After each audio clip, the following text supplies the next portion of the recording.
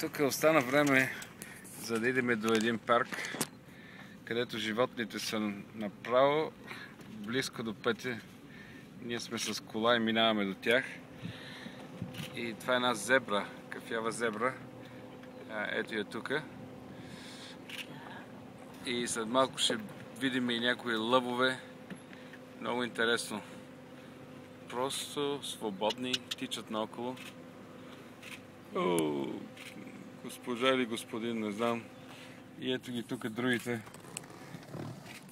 Къде са всичките?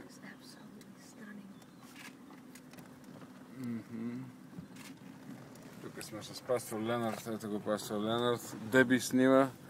И Кевин, the great man, the guide. And Мишелен. И зебрата.